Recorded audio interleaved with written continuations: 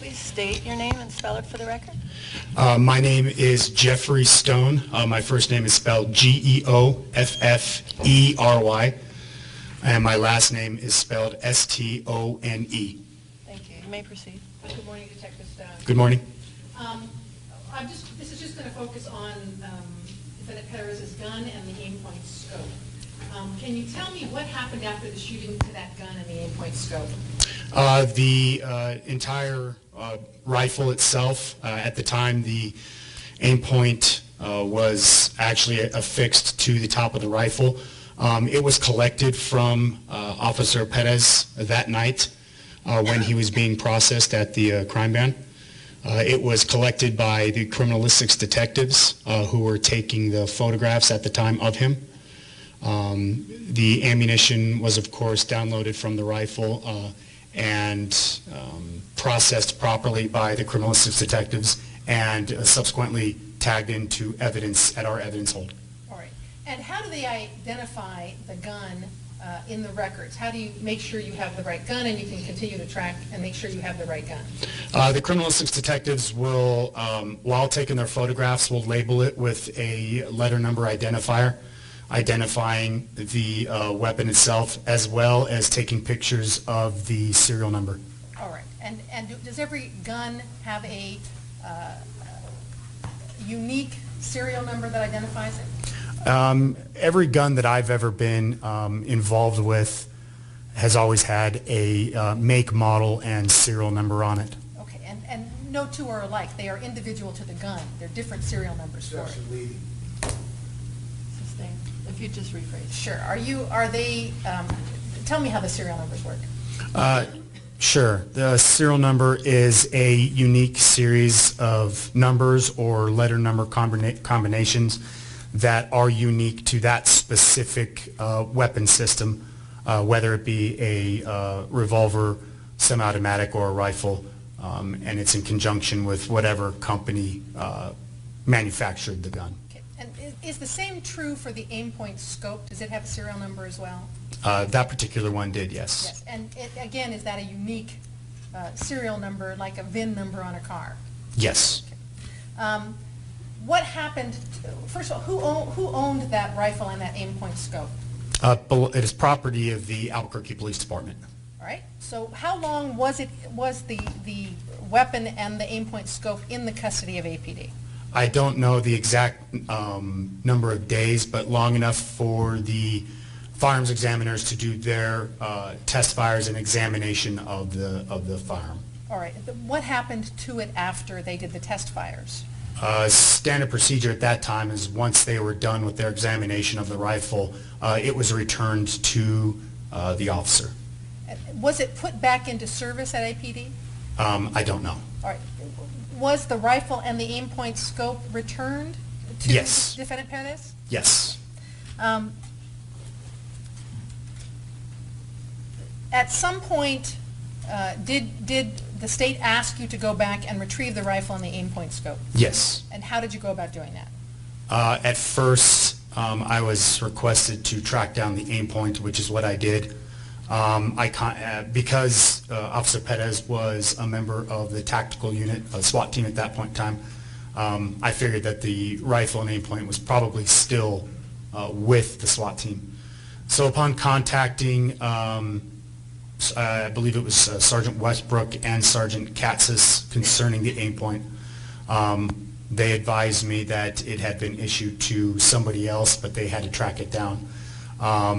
I think within about a few days they tracked it down, whichever officer had it, and I retrieved it from them. How did you identify that it was the same aim point that Defendant Pettis had used on the night of the shooting? From the serial number. Okay. And let me hand you what's marked as 54C.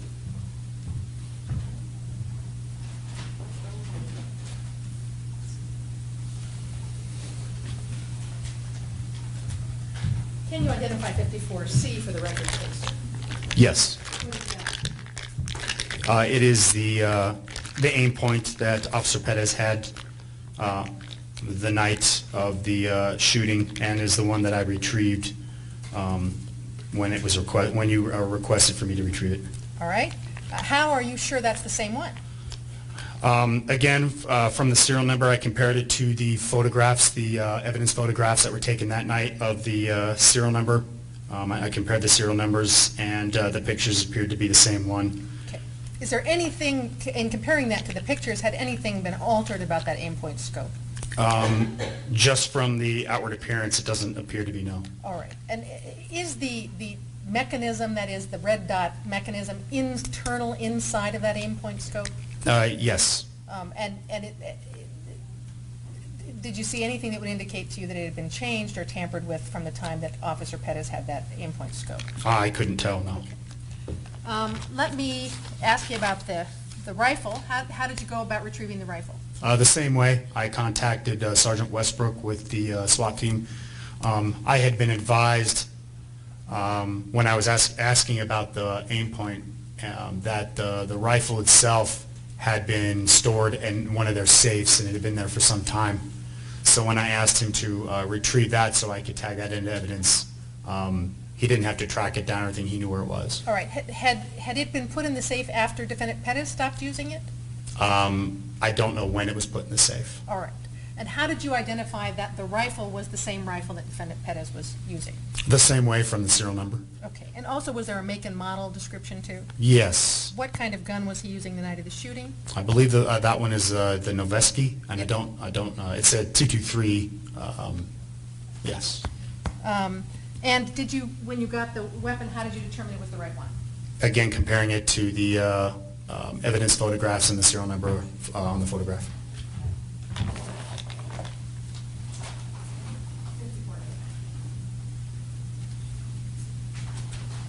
Let me hand yours marked as 54A. If you can identify that, please.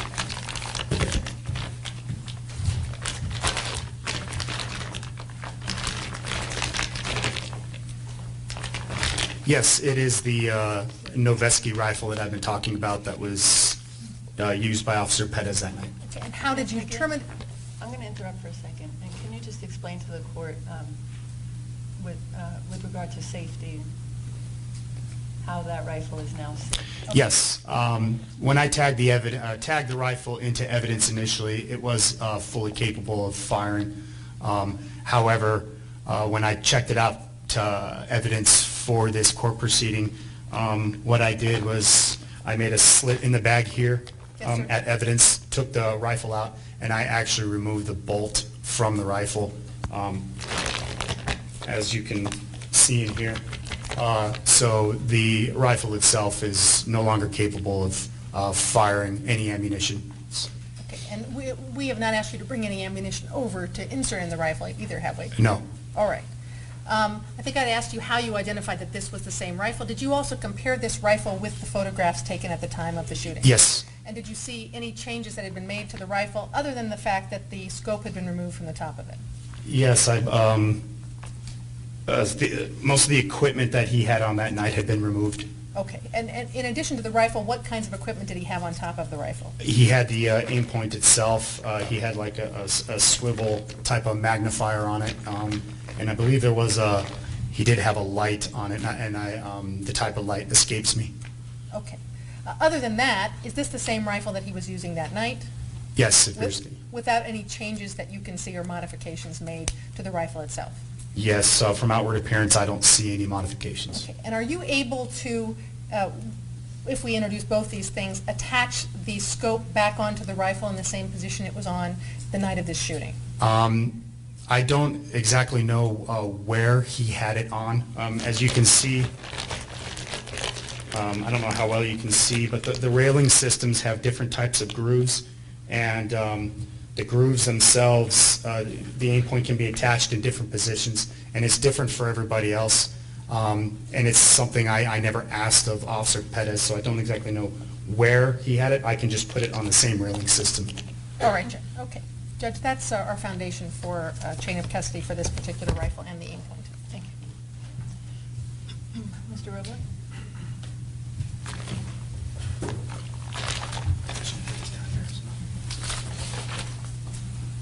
With the court's permission, I'd like to deal with the individual items of evidence one at a time. That's fine. So the first item of evidence I'd like to deal with is State's Exhibit 54A, which is allegedly Officer Pettis' rifle. And Detective Stone, good morning. Good morning. On March the 16th, 2014, at approximately 9:05 p.m., that's when Detective Nathan Render collected Officer Pettis' N4 rifle. Is that right? It sounds correct. Now, the N4 rifle, you would agree, is marked as State's Exhibit 54A? Yes. Okay. Now, on March the 17th of 2014, Detective Render turned over Officer Pettis' N4 rifle and in-point sight to a firearms and tool mark examiner named Jay Stewart. Is that correct? That's correct. And you would agree with me that on a date that you did not know, that rifle, State's Exhibit 54A, was returned to Officer Pettis? That's correct. It could have been in March of 2014 when the rifle was returned. Is that right? Could have been. Could have been in April. That's true. And you would agree with me that nowhere in your investigation is there any record of this evidence, that is State's Exhibit 54A, being returned to Officer Pettis? Not in my investigation. Okay. So there is no record of how the transfer was made? There should be a record within the actual evidence hold itself, but I don't believe that's attached to my report.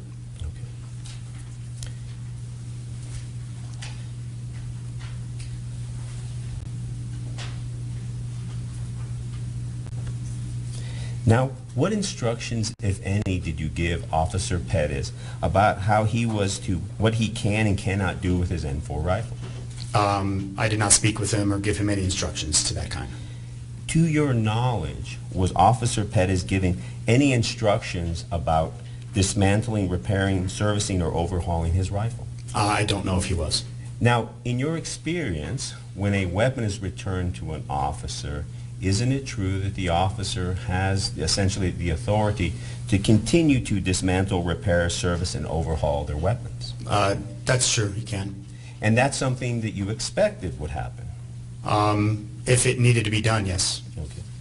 So if Officer Pettis dismantled, repaired, or serviced, or overhauled his N4 rifle, that was acceptable to you and the other investigators in this case? It was, because we were done with our examination of it. What instructions, if any, did you give Officer Pettis about allowing other officers to use his rifle? None. So if Officer Pettis allowed another officer to use his rifle, that was completely acceptable to you? Yes. What instructions, if any, did you or your other fellow detectives give Officer Pettis about having an armor, that is, a person who works on firearms, Correct. service, overhaul, or otherwise repair his rifle? None. So if Officer Pettis had his rifle serviced, repaired, or overhauled by an armor, that would be acceptable to you? Yes.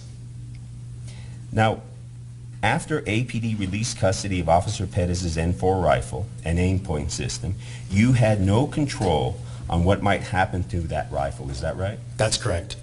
And in fact, neither you nor anyone at APD had any control on what might happen to that rifle.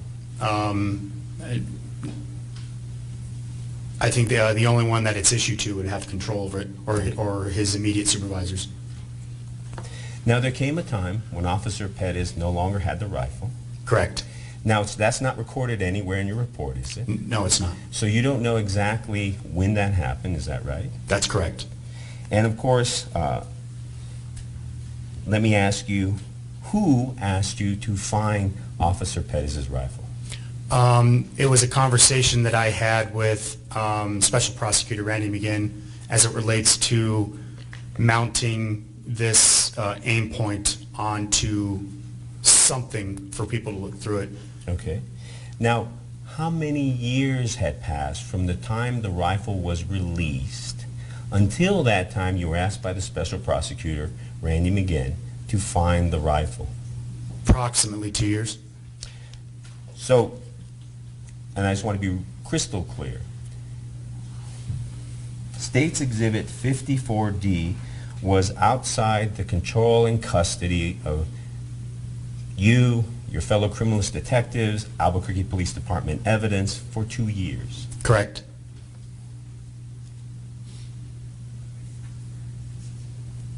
Now, it's also true that you never wrote a report about how you reacquired the rifle. Is that right? That's correct. So it's fair to say you did not reduce to writing the steps you took to take the rifle back into custody. That's correct. You would agree with me that in a standard case in which you were given instruction by someone at the DA's office, if you're asked to retrieve evidence, one of the things you do is you write a report. That's correct. But in this case, you decided against that. Is that right? For the rifle, yes. Okay. Before you reacquired Officer Pettis' rifle, who was in possession of that rifle? It was locked away in a safe wherever the Albuquerque Police Department SWAT team's headquarters is located, and I don't know where that's at. Okay. So the question I asked, and I apologize if it was a little confusing, before you reacquired Officer Pettis' rifle, who was in possession of it? I acquired it from Sergeant Jason Westbrook. Okay. So Sergeant Jason Westbrook was simply the officer who gave you Officer Pettis' rifle. Correct. You don't know if he took any steps to maintain custody or control of the rifle. Is that correct? That's correct. And you would agree with me that Sergeant Jason Westbrook had no obligation to maintain custody or control of that rifle? Not physically, no. Right? So it's not as if, the SWAT team kept that rifle in evidence. You would agree with that? Oh, that's correct. Yet the rifle was supposed to be in use. Is that right? That's correct. Do you know the last person to whom Officer Pettis' rifle had been issued? No, I don't. So, for all you know, a number of SWAT officers could have used that rifle before you took it into custody. Correct. And you would agree with me that officers oftentimes will repair, dismantle, and rebuild rifles to ensure that they're clean. That's correct. So that happens just in the normal course. Is that right? That's correct. So let me ask you some questions about rifles. And I understand from your service in the United States Army and your work as an Albuquerque Police Department officer, you have considerable knowledge about these type of weapons. Yes. 223, is that right? That's correct. You would agree with me that a gun, or I should say a firearm, such as Officer Pettis' weapon, is much like a car, that as it's used, you have to make repairs, and sometimes you have to change out parts, because that's what happens when you use a mechanical device. It's possible that parts have to be changed out. So you would agree with me that, for example, the rifle barrel has a standard life, is that right? That's true. Like, for example, in your experience, would it be fair to say after you've fired 10,000 rounds, you have to change out a barrel? It's possible. I don't know for this particular rifle what that is, but yes. So if I was to ask you a question like this, do you know if Officer Pettis' barrel was stainless or chrome lined? Do you know the answer to that? No, I don't. So you would agree with me that stainless barrels and chrome light barrels wear at different rates? That is correct. So for all you know, the barrel wore and someone exchanged barrels because the old barrel was already worn and had to be discarded. It could have happened. Right? You made no examination to determine if this gun, this particular firearm, had the same barrel that Officer Pettis had when he used it on March the 14th, 2014. I didn't do an in-depth examination, like look down the barrel or anything. Let me ask you about the bolt. Now, you explained just a little bit about that. What is a bolt? A bolt is comprised of several different parts. It's also what contains the firing pin for the rifle. It also contains, without going into using crazy terms, it's what actually will grab the bullet itself from the magazine, insert it into the chamber of the barrel, and once the trigger is suppressed, the firing pin inside the bolt will strike the primer, and that's what causes the rifle to fire the bullet out.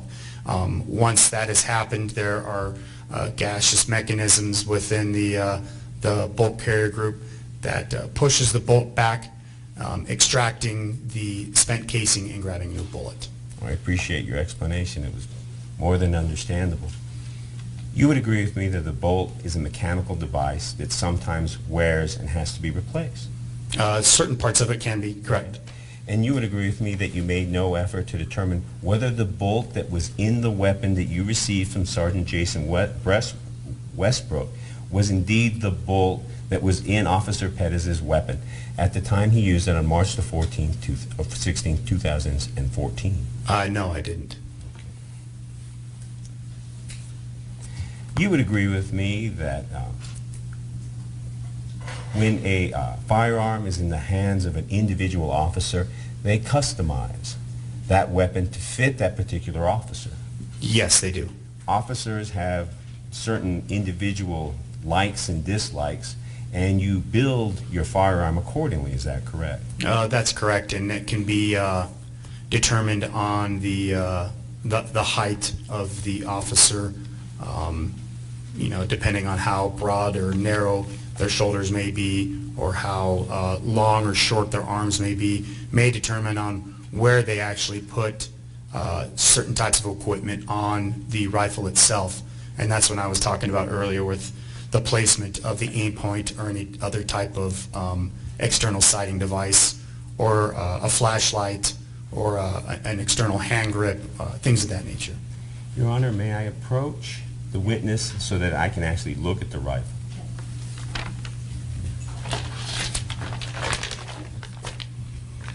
Maybe the easiest thing, and this will allow the court to see, is for you to lay it down so that the court can see what it is that we're referring to. I'll lay it down on the witness stand? Yes. Okay. So that, because of course that's very important to be able to see what's there. Ejection side, up or down? For right now, the ejection side does not move. Probably the easiest thing is to take it out of the bag, because I think the bag is probably obscuring it because the light is reflecting off the bag, if that's all right. So as you can see the bolts out of it.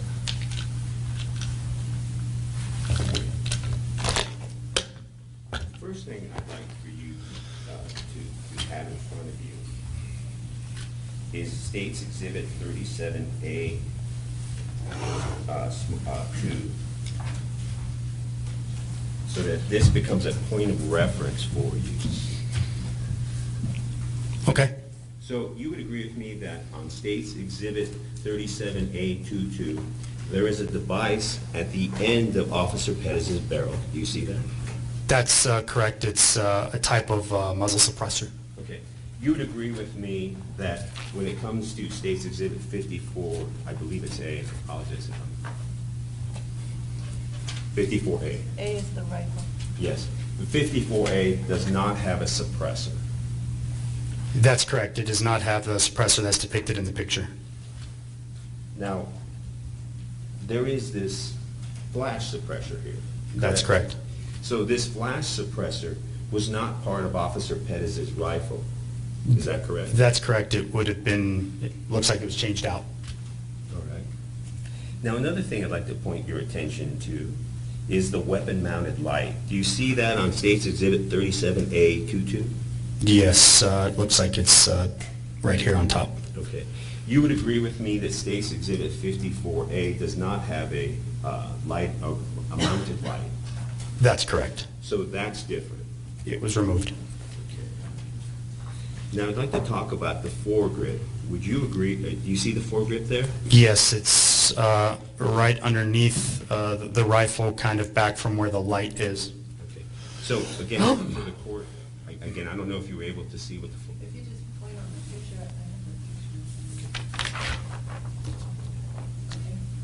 have So what is a foregrip used for? Let me just ask a question. The item with the red triangle? No, that's the magazine, Your Honor. It's going to be the little post that's mounted right here. Okay. So you would agree with me that State's Exhibit 37A2 has a foregrip, That's correct. but State's Exhibit 54A does not have a foregrip. That's correct. Now, there's an item called the hand stop. Do you know what that is? The hand stop? Yes. No. Okay, I'm pointing to State's Exhibit 37A2, and I'm pointing to this device, Oh, okay, a hand yes. stop. Yes. Now, my understanding of a hand stop, and of course, that's been a long time coming, that a hand stop is meant to prevent a person from essentially reaching past the forearm, reaching onto the barrel, grabbing onto the barrel. That's what it's meant to do. Yes, this can be called other things. Yes, I myself don't use it. I've never really needed it. But again, that goes back to individual choice. Some officers equip their rifles differently than other officers, and it's all an individual decision. Is that right? That's correct. So this device that we call a hand stop, it's on the rifle as Officer Pettis used it on March the 16th, 2014. Is that right? Yes. Now, can you show me where the hand stop is on State's Exhibit 54? It's attached right here at this part. But you would agree with me that it's not there. It is not there. Okay. Now, what is the pistol grip? The pistol grip is going to be this part right here. Okay. You would agree with me by comparing the photograph, which is State's Exhibit 37A2, looking at this pistol grip, and comparing it with the pistol grip on State's Exhibit 54A, that the pistol grips are different. Yes, they do appear to be. And again, a pistol grip is an item that you can exchange on rifles. Is that right? That's correct. So you would agree with me that the pistol grip has been changed on this rifle? It appears to be, yes. Now, I'm pointing to State's Exhibit 37A11, and what I'd like for you to do is to point out to the court what is the magnifier. The magnifier is going to be you see where the aim point is right here.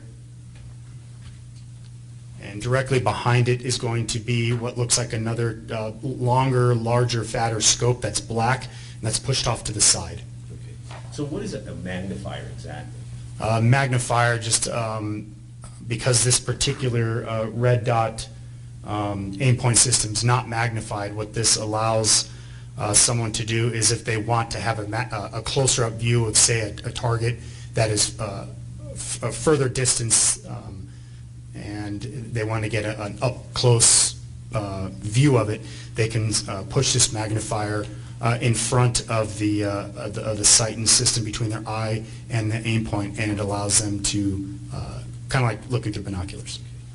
Now, so can you show me on State's Exhibit 54A where the magnifier is? It's not attached to it. Okay. So that's missing. That's correct. And again, some officers use magnifiers and other officers don't. Is that right? That's correct. So simply taking the magnifier off is something that an officer might make an individual decision that that's not what I want on my weapon. That's correct. Now I'd like for you to identify for the court what are the pop-up sights. Okay, the pop-up sights in the picture, you can see the front pop-up sight. It's behind the light.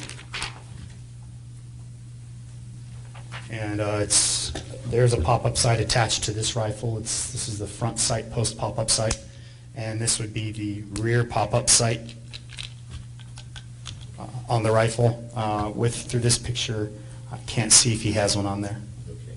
So you don't know if Officer Pettis had the rear pop-up sight on his rifle during the time it was being used, or can you? No, I can't see if he has one on there. But you would agree with me that Officer Pettis had painted his rifle an olive drab color, is that right? Yes. And you would agree with me that the rear pop-up sights on this rifle are essentially would say black in a drab color, a black. It's like a flat black, yes. I'm sorry, you're right, flat black.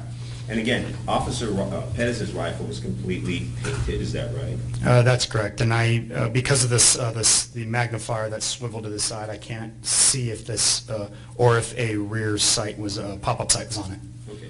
So for all you know, those rear pop-up sights are replacement. The rear pop-up sight is a replacement on State's Exhibit 54. It's possible. Now I'd like to ask you about the front sight. You would agree with me that the front sight is located in a different position than what you have here on this rifle? That's correct. So someone obviously moved the front sight from where it's shown in the State's Exhibit 37A2 to what we have here, the configuration of this rifle, which is State's Exhibit 54A. Correct. So that's been changed. Yes. Now, there's a railing system. Do you see that? Yes. Now, would you please explain to the court what a railing system is? The railing system, which is located on the upper and lower, the receiver here, and there's actually 4 of them on the forward hand grip right here. And those are used to attach different pieces of equipment on your rifle. There's various types of equipment that people can put on there.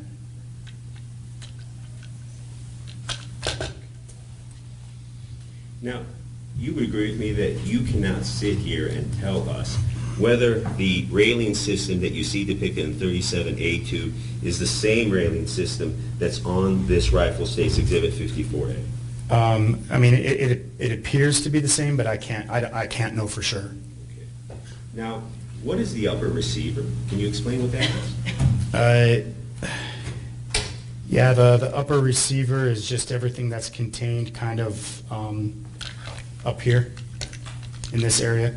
This is kind of the meat and potatoes of the rifle itself. Now, where is the serial number located? It is located just above where you'll see where the magazine is inserted into the magazine well. It's at the bottom. Up top it says Noveski Rifle Works LLC, and then looks like the place and state of where it was manufactured, USAA, and then right underneath that is the serial number. Okay. You would agree with me that you can change out just about any part on the rifle, and then, but as long as you keep the receiver is the only thing that has a serial number. Yeah, so you can, if someone wanted to, you could switch out the entire buttstock. You could actually remove this tube right here. It unscrews, and you could put that on, and then you could put a whole barrel assembly onto the same receiver, or a different one. Now that you mentioned the buttstock, I'd like for you to look at State's Exhibit 37A2 and have you look at that. And then, can you tell me if that is the same buttstock, that one that's shown on State's Exhibit 37A2 Yes. is the same buttstock as the one on State's Exhibit 54A? A1 doesn't have that white. A1 doesn't have the white wall. Is that the area of the government you're referring to? Yes, thank you. Yeah, with this photograph, I can only see the bottom portion of the buttstock. So let me show you another photograph, State's Exhibit 37D, and have you take a moment to review it. In that photograph, State's Exhibit 37D, are you able to see the buttstock? Yes. Now, comparing and contrasting the buttstock on State's Exhibit 37D with the buttstock on State's Exhibit 54A, can you say with any certainty whether it's the same buttstock or it has been exchanged? I can't tell if it's the same one. There's some unique pieces at the bottom here that appear different. So I don't know if it was something attached or if it's just a different one altogether. Excuse me, Mr. Robles, I just want to point out that what they're using to have him go through and describe this in better detail is the blow-up that the court has excluded. That's our blow-up photo, that's a picture of our blow-up photograph. Which is really, 37A1 is where the full rifle is shown, without Right. anything blocking it. Right, but they also, the thing he's what gave him and handed him was 37D, which is a photograph of the blow-up that we created. It hasn't been offered into evidence that we want him to use 37A1? Judge, I'm just pointing it out, for the record, that they said the blow-ups have no use, but in fact, they're using them because he can't see the other ones. Well, for the record, 37D is not a blow-up. It's a photograph of the blow-up, which Correct. is created from the photograph that is marked 37A. Okay, all right. So, having served in the United States Army, having worked with firearms there, having served as an Albuquerque Police Department, having worked with similar firearms there, you would agree with me that the only piece of this rifle that you can say with any certainty is the same piece of the rifle that was taken into evidence is the receiver? That's correct. The lower portion of the receiver, which is what you were talking about before, because actually this portion right here where the bolt goes can also be taken off and detached. And you would agree with me that you're in no position to say one way or another whether the upper receiver has been switched out and all we have left is the original lower receiver? Correct. The lower receiver, I believe, on this one, is the only one that has the serial number.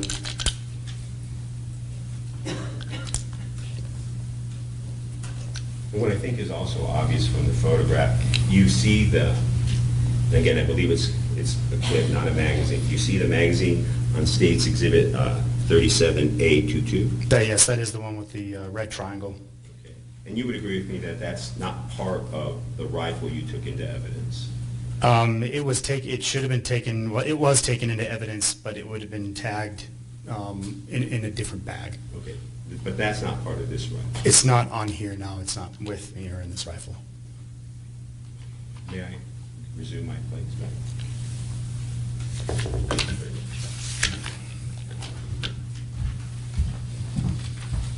Missing equipment. You would agree with me that having a magnifier increases the weight of the rifle? Yes. And having a light mounted on the rifle increases the weight of the rifle? Yes. Having a suppressor makes the rifle heavier? Yes. Having a foregrip makes the rifle heavier? Yes. Okay.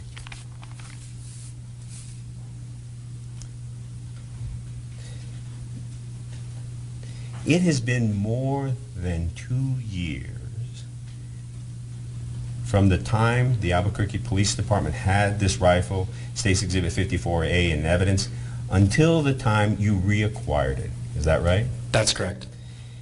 And in those 2 years, you cannot account for any of the components of the rifle except the lower receiver. That's correct. So as we sit here today, you cannot say more likely than not that, with the exception of the lower receiver, that rifle you have in front of you, State's Exhibit 54A, was actually the rifle that was taken into evidence by Detective Nathan Render on the day of the shooting. Besides it looking very similar in the photos, no. Isn't it fair to say that you cannot establish a chain of custody for State's Exhibit 54 during the 2 years that Officer Pettis' rifle was not kept in evidence? No, because at the end of the firearms examination of it, it was no longer deemed to be evidence that needed to be held. You cannot say to a reasonable degree of certainty that State's Exhibit 54A is substantially similar to the N4 rifle that Officer Pettis used on March the 16th, 2014. That's correct. Okay. May I confer you on? That concludes my examination regarding the rifle. I don't know if you want me to go into the examination of the aiming or the sighting system at this time. It was addressed by Ms. McGinn, so subject to your cross. Okay.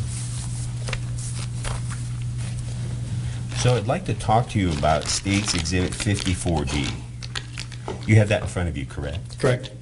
You would agree with me that on March the 16th, 2014 at 9:05 p.m., Detective Nathan Render collected Officer Pettis' N4 rifle.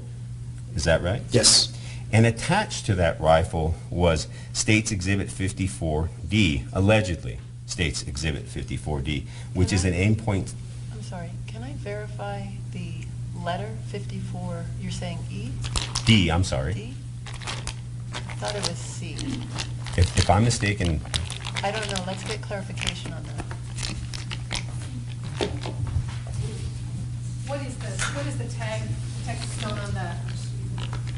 54, what does the tag say? What letter is it? C. C, Judge. No, hold on. Are you talking about a State's Exhibit tag? There's nothing on it. Not on the back.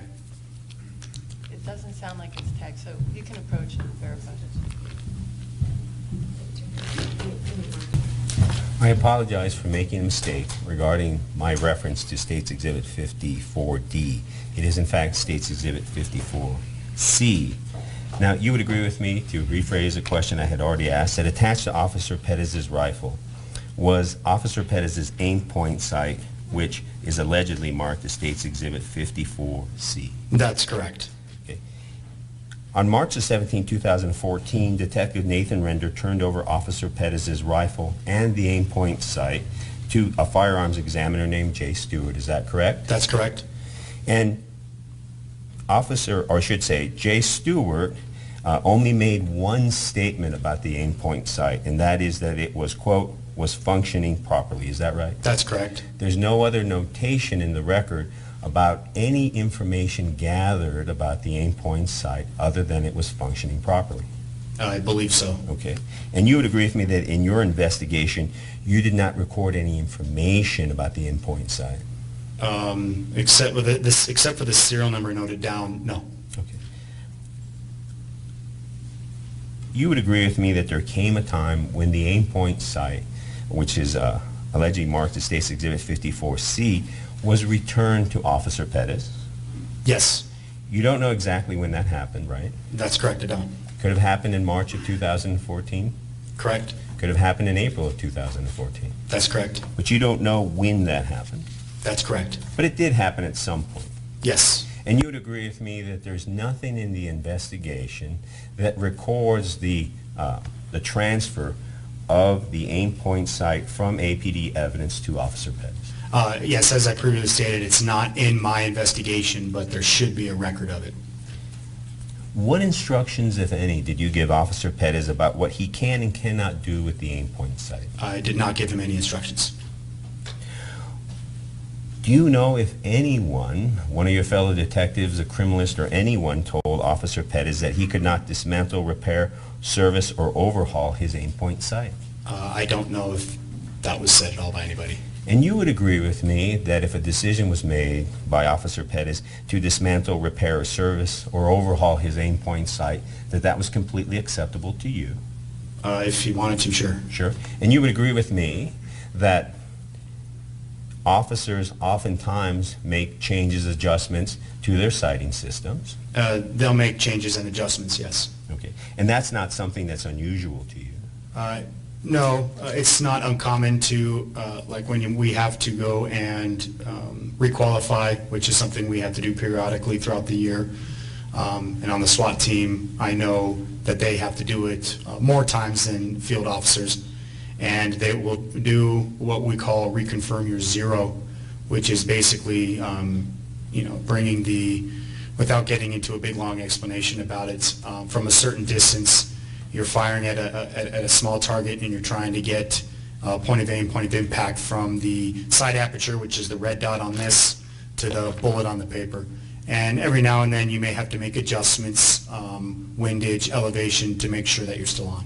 And you would agree with me that when Jay Stewart examined this aim point sight, Jay Stewart did not make any records of, for example, elevation? No. He made no record of windage? No. Jay Stewart made no record of the size of the bloom, so to speak, the size of the reticle? That's correct. I did not see anything like that. Jay Stewart made no effort to record how Officer Pettis' aim point sight was adjusted by him. I don't believe so. And there's nothing that you've come across during your investigation that could help us understand how Officer Pettis had his aim point sight adjusted for him on the date of the shooting of James Boyd? No, it's not something that I addressed. Okay. So if Officer, let me ask you this.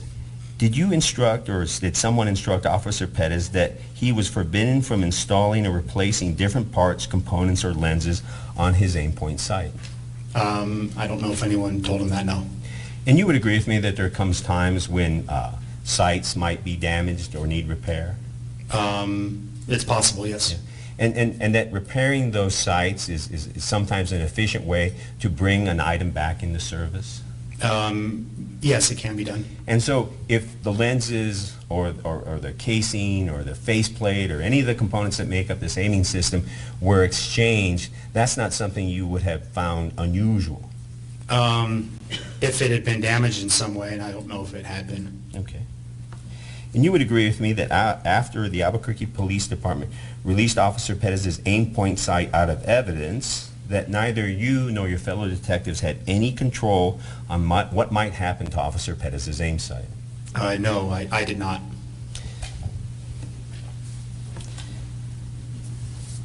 You would agree there came a time when Officer Pettis was no longer had custody of his aim point sight. That's correct. You don't know exactly when that occurred. No. You don't know to whom Officer Pettis turned over his aim point sight. I don't. Okay.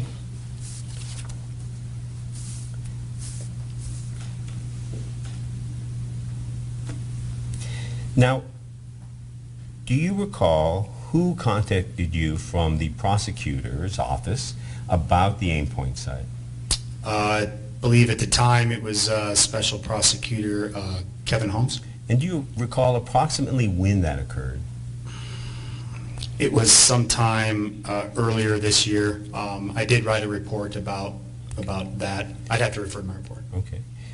Does it sound about right that Mr. Holmes contacted you in March of 2016? Does that sound about right? That's about right. Okay. So just to be clear, it's fair to say that 2 years passed from the time the Albuquerque Police Department released the Officer Pettis' aiming system to Officer Pettis until the time that you were asked to look for it. That's true. Okay. Now, you didn't know exactly where the aim point sight was when you began your search for it, is that right? No. Okay. You had to do some investigation. That's correct. Okay. Do you recall when you finally tracked down Officer Pettis' aim point sight? I don't remember the specific day. Okay. But you would agree with me that it may have taken you weeks before you found the aim point sight? I believe that's correct. It should be in my report. Do you recall who provided you with Officer Pettis' aim point sight? I believe the aim point was given to me by Sergeant Alex Katzis. Okay. And do you recall when that was? I don't remember the specific date. Would it be, let me ask you, if it seems about right that on March the 30th, 2016, you met with Sergeant Katzis from the Albuquerque Police Department SWAT team, and that he turned over the aim point sight to you? That sounds about right. Okay. Now, you would agree with me that you don't know who had custody of Officer Pettis' aim point sight before it was given to you by Sergeant Katzis? I don't know who it was that had it. You would agree with me that it makes a certain amount of sense that the aim point sight was issued to other officers on the Special Weapons and Tactics team? Yes. So many officers could have used that aim point sight before it was turned over to you? That's correct. Now, do you recall when you tagged State's Exhibit 54C into evidence? I believe that was April 2nd, 2016. So, State's Exhibit 54C was out of APD evidence for more than 2 years. That's correct.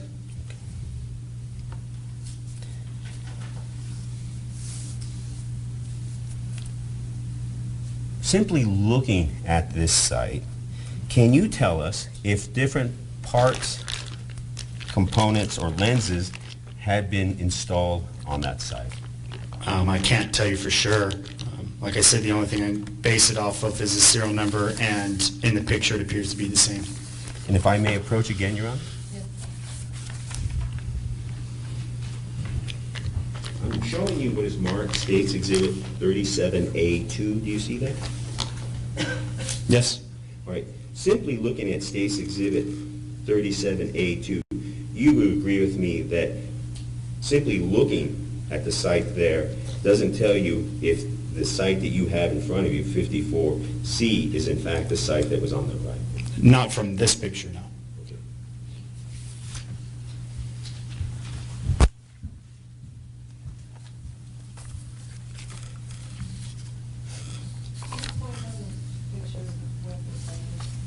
I'm I'm sorry. That was my mistake. So I'm reapproaching the witness and handing him State's Exhibit 37A2. I believe the court would like you to identify the stuff.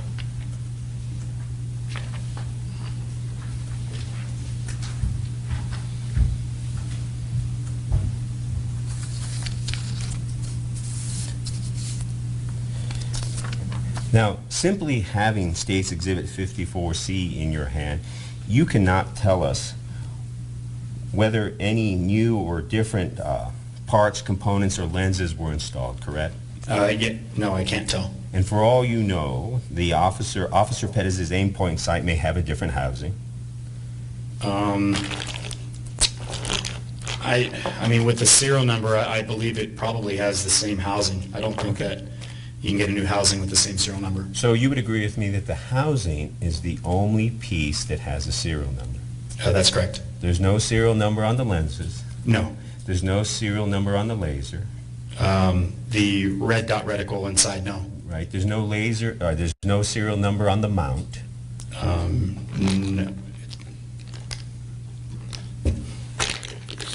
No.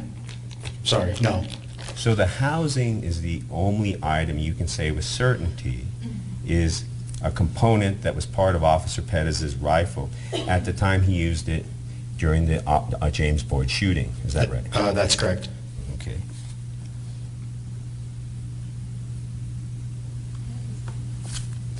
So, to sum up, more than 2 years have passed since the time the Albuquerque Police Department had Officer Pettis' aim point sight in evidence until the time you reacquired it. That's correct. And during that time, Officer Pettis' aim point sight was not stored in an evidence locker or anything like that. Not that I know of. And is it fair to say that you cannot establish a chain of custody for State's Exhibit 54C during the 2 years, if not more, that Officer Pettis' sight was not kept in APD evidence? That's correct. And you cannot say with a reasonable degree of certainty that State's Exhibit 54C is substantially similar to the aim point sight that Officer Pettis used on March the 16th, 2014. Correct. May I confer, Your Honor? Before you do that, I'm going to ask the witness to remove it from the bag and to point out where the lens is located, the laser, and the mount. May I approach as well, Your Honor? Yes. Your Honor, it's going to require you to probably handle it. It's okay.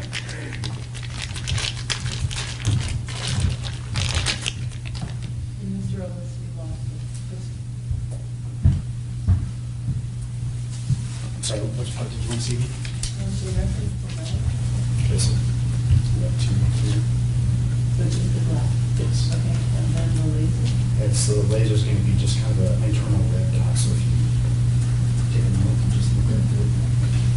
Okay, and when the state had asked if it was an internal Like mechanism, since it's not a laser, like pointing the laser out, everything's inside here. and that can be replaced? I'm not a firearms expert, so. And then the mount is just this lower. That's right. That's So that's the all. part that has the serial number is this. The upper portion. Okay. I'd like to ask some follow-up questions. Now, there's knobs on this site, is that right? That's correct. What is the knob on top of State's Exhibit 54C? This is going to be part of, you're going to have 2 knobs that are kind of the same. Sometimes they stick. It should be a cap, but it should be either windage or elevation. Okay. So that's a knob that can wear and sometimes be replaced, is that correct? These knobs, yes, you can get replacement parts for them. Now, there's some other knobs on the side of State's Exhibit 54C. Do you see those? Yes. What are those? So windage elevation are going to be the 2 smaller knobs right here. Now, if you would you explain to the court what elevation means in terms of how it's used by this device? So when you want to change elevation, like say if you're aiming at the target that you want to hit with the bullet, and once you actually fire a bullet downrange and hit the paper, usually that's what we're shooting at.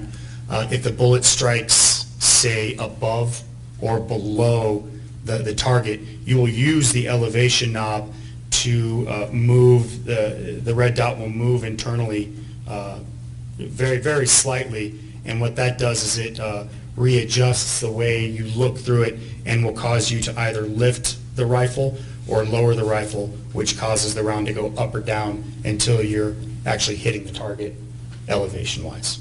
Now, would you please explain windage? Windage is the same exact thing, except now you're going back and forth. So say now you're hitting kind of on line with the target, but you may be to the right or to the left. So what the windage is going to do is it's going to move, again, the red dot within the mechanism just ever so slightly.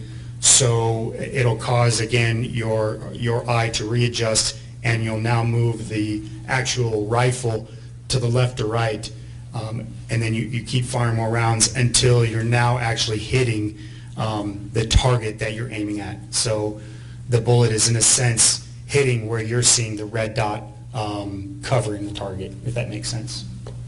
You would agree with me that both the windage and the elevation knobs are the parts that sometimes can be overused and need replacement, is that right? In certain models, they can. I don't know.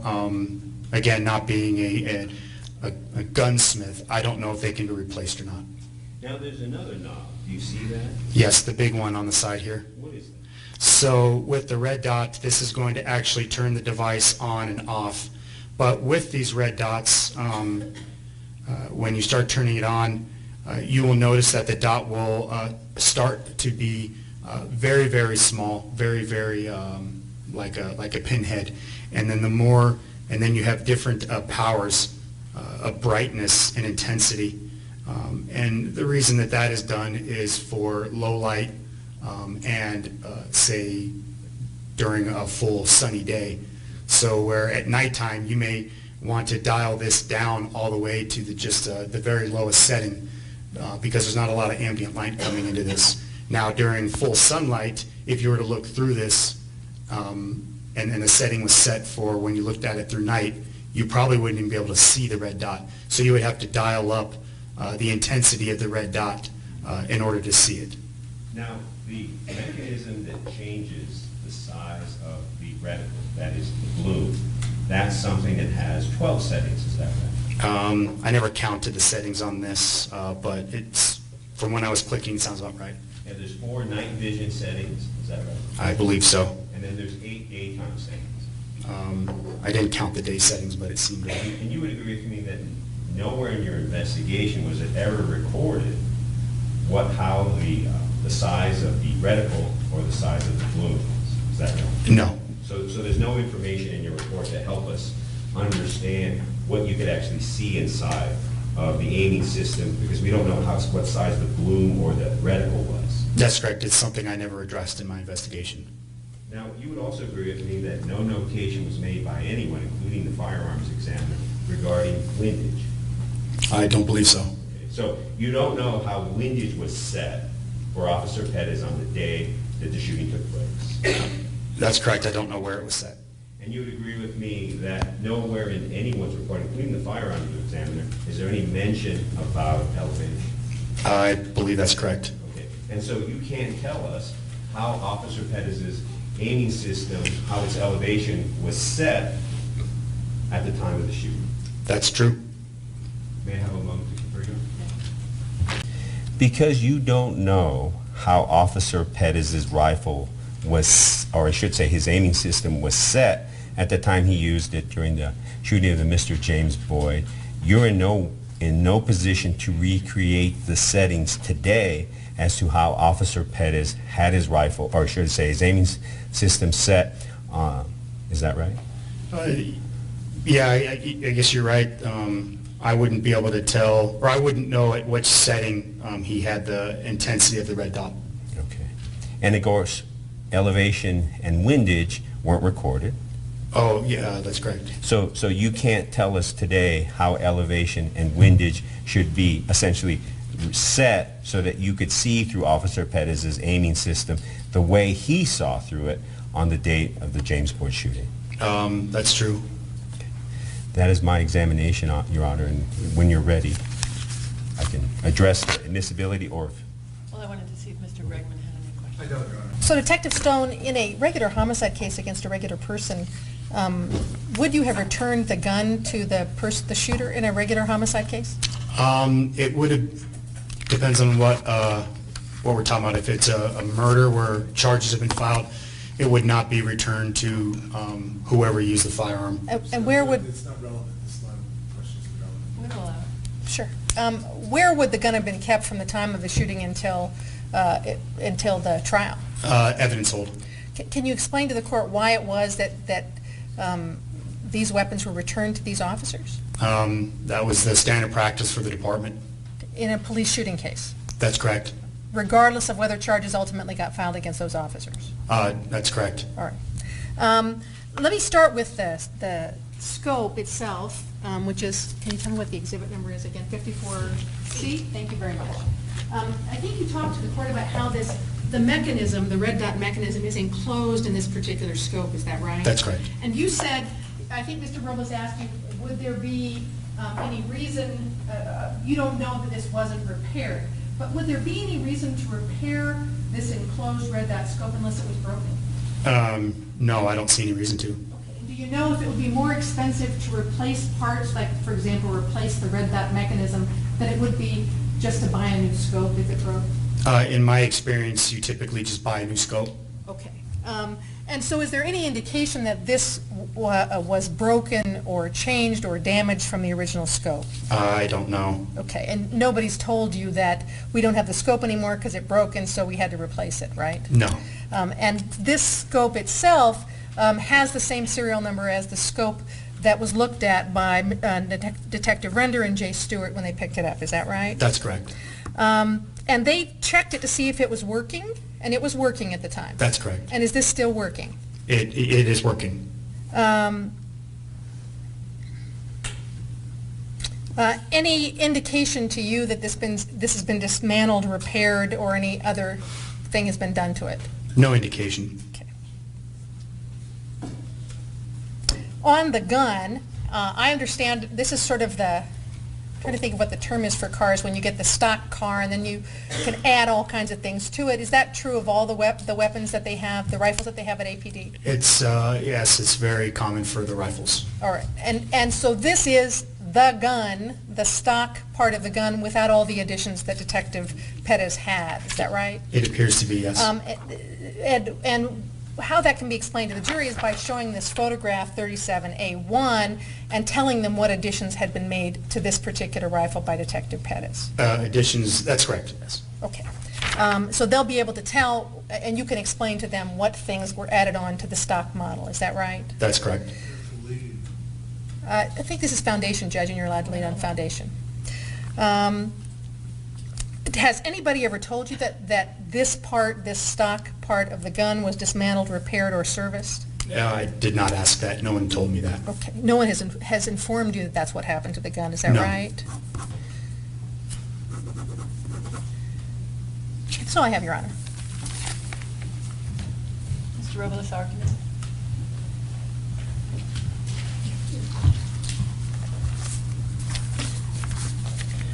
With regard to State's Exhibit 54A, there were two questions that I asked that I think are determinative. One was, can this witness establish a chain of custody for State's Exhibit 54 after the fact that it's been out of his, or I should say APD evidence's possession for 2 years, and he said no. I also asked this witness, can he say with a reasonable degree of certainty that State's Exhibit 54A is substantially similar to the N4 rifle that Officer Pettis used on March 16, 2014? And he said that he couldn't. Again, I went through in great detail how this rifle is the rifle that's before you, State's Exhibit 54A, is not the rifle that Officer Pettis had in his possession at the time of the shooting. So again, the only thing that can be authenticated is the lower receiver. Everything else cannot be. And to the extent that the state wants to produce evidence of Officer Pettis' rifle, it has a number of photographs that show the rifle as it was on the date of the shooting. So any prejudice to the state can be overcome by the simple fact that they have an alternative means to show that evidence. But at the end of the day, showing the jurors another rifle, and that's really what it is. If you think about it, and you think about a car as an analogy, you have the VIN number on certain parts, but you can paint it, put new tires on it, replace the engine, put in new upholstery, and do so many other things, and at some point it becomes another car that has a particular VIN number or a common VIN number. And that's what you have with this rifle. It is no longer in any way probative of the rifle or relevant to the rifle that Officer Pettis had in his possession. This is a different rifle because it has now been reconfigured to be someone else's rifle. And that's why it should not be allowed into evidence, Your Honor. Thank you. Were you finished? There's also for yeah. State's Exhibit 54C. I apologize if Okay. I always trail off, and that's my fault. I asked two questions that I believe are determinative. I asked the question of this witness whether he can establish a chain of custody for State's Exhibit 54C during the 2 years and some months that it was after it was given to Officer Pettis until it was taken back into custody by APD, and he said he could not. I also asked this witness that whether he can establish with a reasonable degree of certainty that State's Exhibit 54C is substantially similar to the aim point site that Officer Pettis used on March the 16th, 2014, and he said he could not. Again, I think I went through in great detail about the failures that were made by the Albuquerque Police Department to record vital information about this aim point, and that at this particular point we're in no position to reconstruct what can be seen through this aim point, in addition to the fact that there is no way to verify that components of this this aiming system haven't been changed. Again, those two things are vital. What you can see through the aim point is dependent upon the settings that are made upon to that aim point, and because we have no record of those settings, what you can see through it is different than how it's currently set right now. And again, we have no evidence, the state was produced no evidence that we still have the same reticle creation device, the same lenses, the same faceplate. We can't say that that's the same mount. They look the same, but again, to the untrained eye, they look the same, and that's where the prejudice comes in. It's not the same. We can't account for it. And again, there's photographs of this aim point site that the state can use to describe what it is and what it isn't. So there's no real prejudice there, but there is an incredible amount of prejudice to tell the jury that that aim point site is the one that Officer Pettis used and that they can see through it in a way that Officer Pettis did because we have no record of how it was set. And for those reasons, Your Honor, I would ask this court to exclude from evidence State's Exhibit 54C.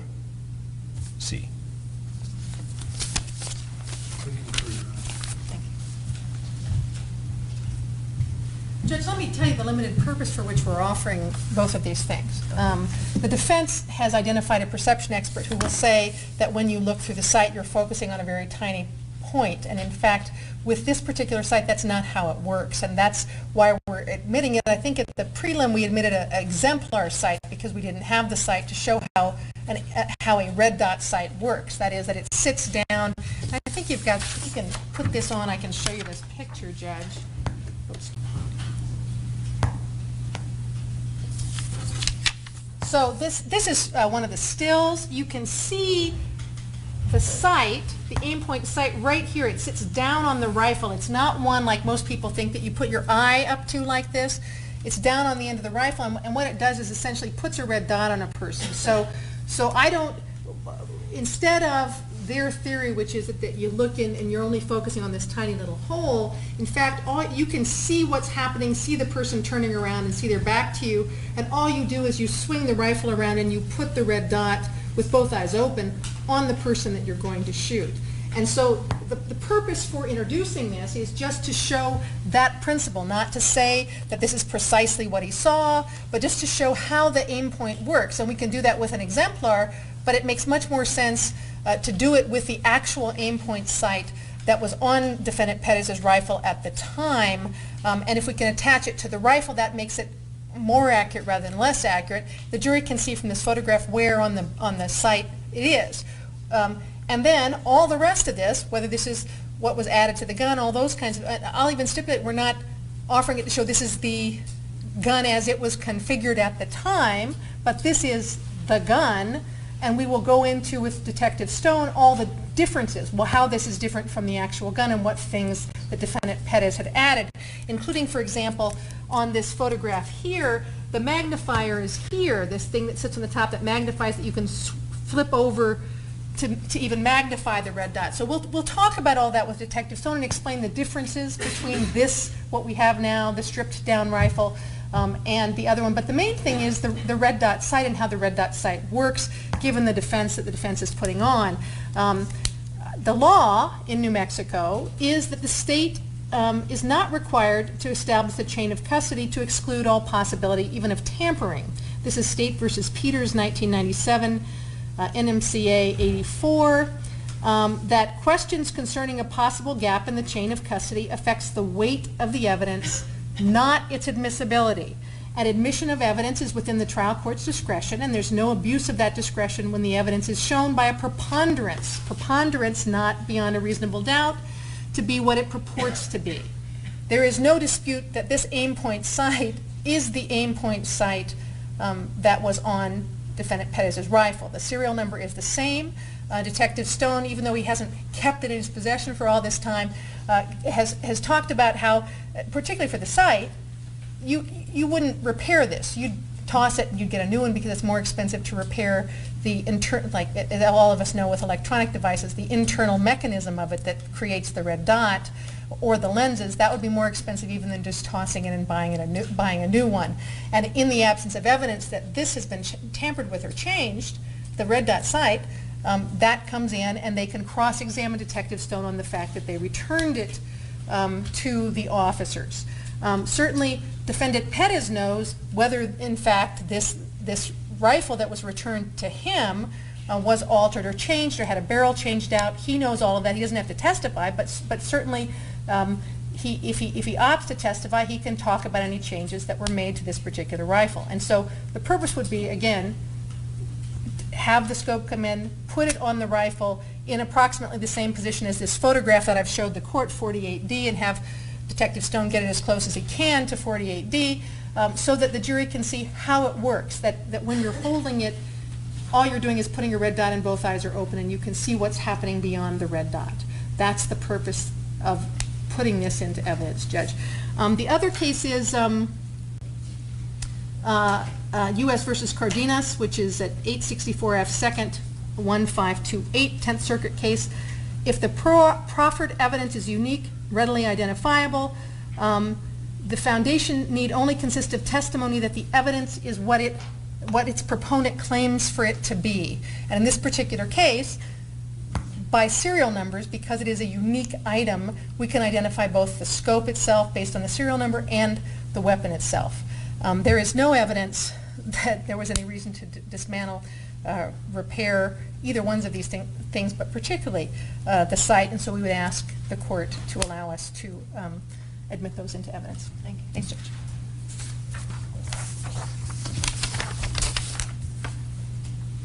Mr. Robles? To respond to the state's case that it cited, it talked about a possible gap.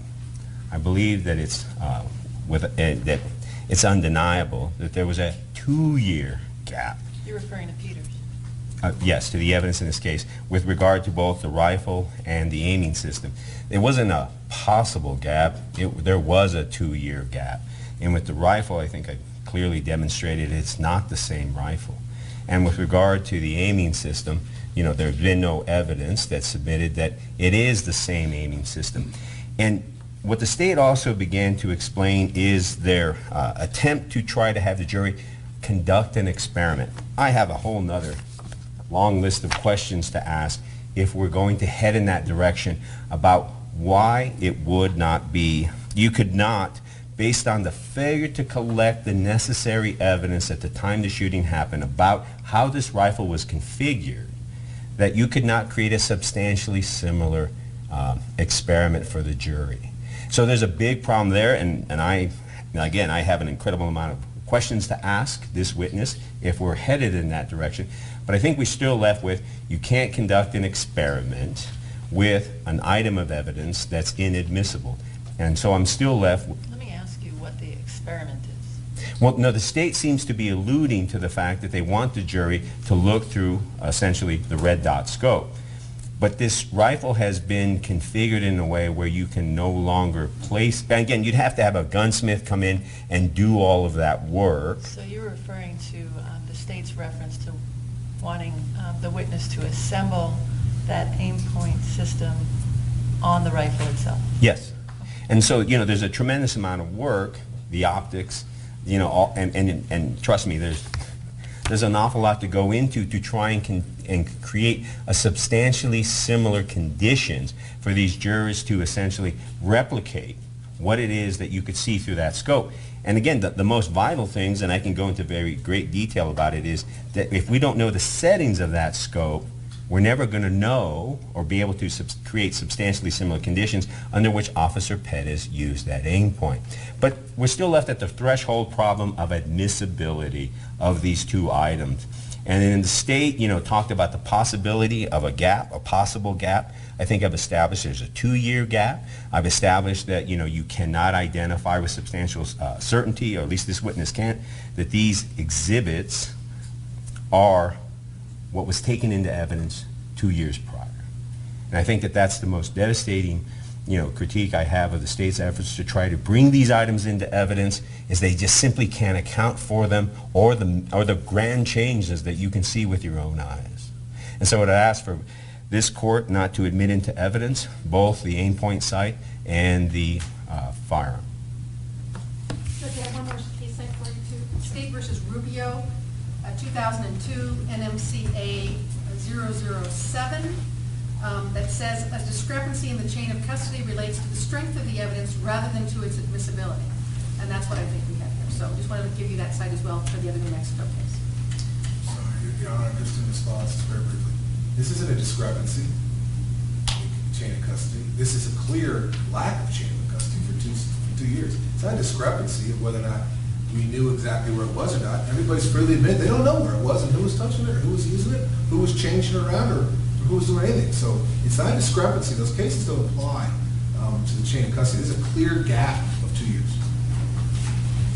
May I ask the 54C?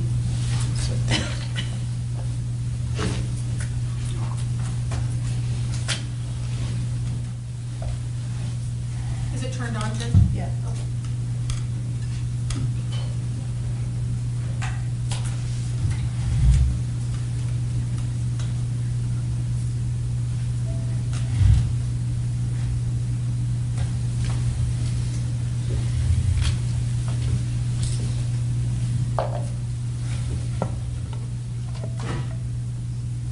So the prosecution's foundation has to show the physical evidence to be in substantially the same condition as it was at the time of the crime, taking into account the nature of the article, the circumstances of custody, and the likelihood of tampering. Defense has established that the circumstances of custody is such that it was out of APD's custody as far as being preserved and in their custody for use for approximately 2 years. With regard to the testimony about 54A, which is the rifle itself, although the serial number is located on the rifle, there are too many parts that are exchangeable and different. So the prosecution's foundation fails with regard to the rifle. So the rifle won't be admitted. With regard to the scope, I have a different sense about that. So 54C, it doesn't appear that that's an item that has room for much change.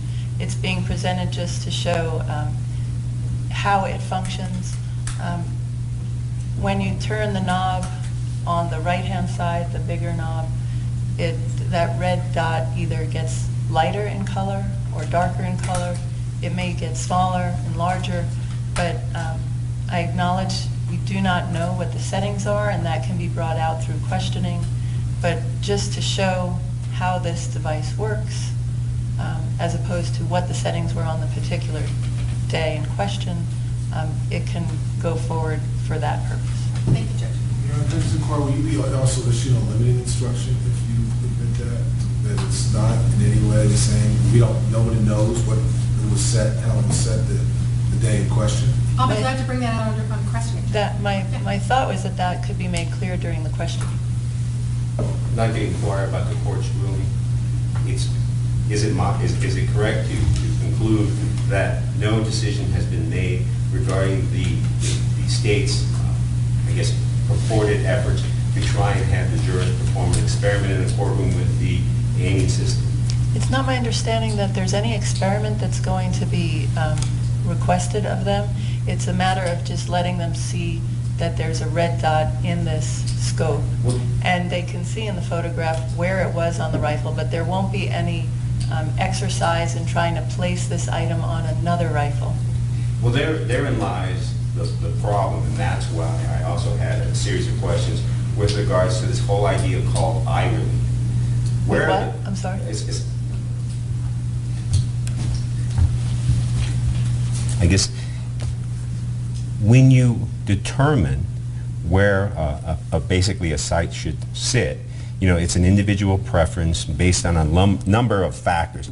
And the way that I can best explain it, if you were to say to someone, can you get in that car and tell me what you can see through the rearview mirror? And you get into somebody else's car, that person may be very different in the way that they would configure their seat, the elevation, that you would have to move things around in order to determine what you can actually see through the rearview mirror. The sight is no different when it's on a rifle. That the eye relief, that is the distance from the lens to your eye, will determine what you can actually see. You can put the aiming system right here.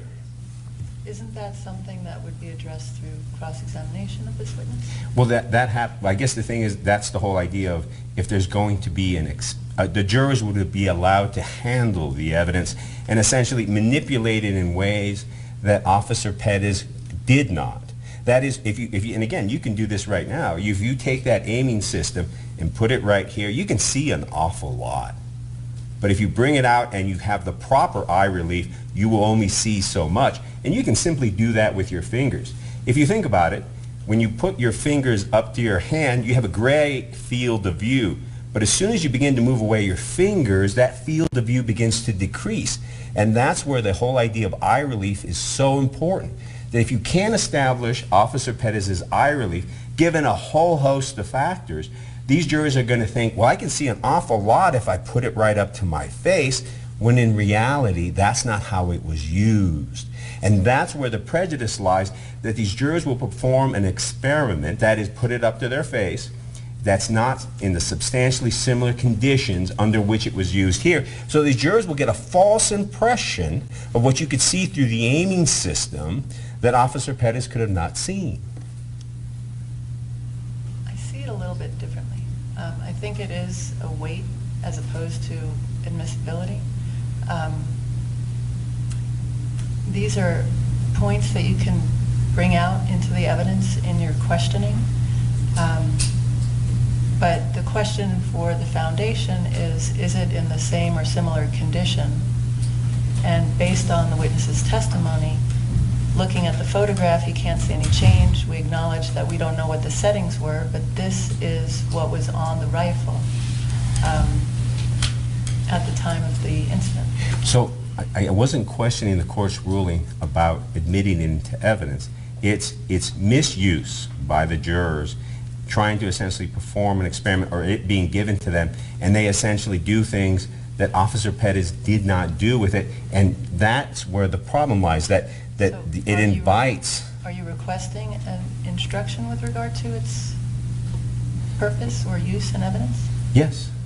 Okay. I will do. All right. So may I create an instruction that instructs the jurors not to perform experiments with this aim point sight, not to essentially try to recreate in the jury room or anywhere else what it is that Officer Pettis could have seen because of the myriad of factors that go into determining eye relief? I think that's going to depend on the testimony. Okay. Is there anything you wanted to state for the record? Ms. McGinn, you stood up, so. No, Your Honor, I'm going to sit back down. Okay, You said what I was going to say. okay. I bet Can you would Mr. appreciate Stone- a recess before we bring Yeah, the jury. that would be great. Okay, For Detective Stone, too, yeah. all right, so we'll take about 10 minutes just so that everyone has time. Well, there was a combination of the two bullets and the loss of blood from both of those injuries that caused his death. This is going to be a very hard case for you. And the hardest part of it is to try to understand why Pettis is charged. And the question will be, I think, for you, whether he could see Mr. Boyd turn and then he was shooting him in the back. He would surrender it, laying on the ground, doing what they had said. And in this, you will have his gun, his actual gun, and this thing right here, which is called a red dot scope. And you will hear testimony about whether he was just focused. It's not like a regular scope like you think of a scope on a rifle that you look through like this and you're only focused on the little circle. It's a different kind of scope where you place a red dot on somebody. It's not magnified. And you take the gun, you don't have to keep both eyes open, and you put a red, like put a red dot on? Okay, so you put a red dot on a person. We put a red dot on you. Let's put one of the jurors. You put a red dot, like you see in the movies, except that it's an invisible red dot. The only person who can see it is the person who looks through the scope. And you'll have that, and it's not magnified, so you don't really have to aim. You just put the red dot on the person like this with both eyes open, and then you shoot. And that doesn't prevent you from seeing when somebody's turning and have their back to you, and it's no longer a threat. And hard as it is, Sandy should have shot. There's even less reason, anything less to prevent harm, or than a Pettis should have shot. I want to end with Mr. Boyd.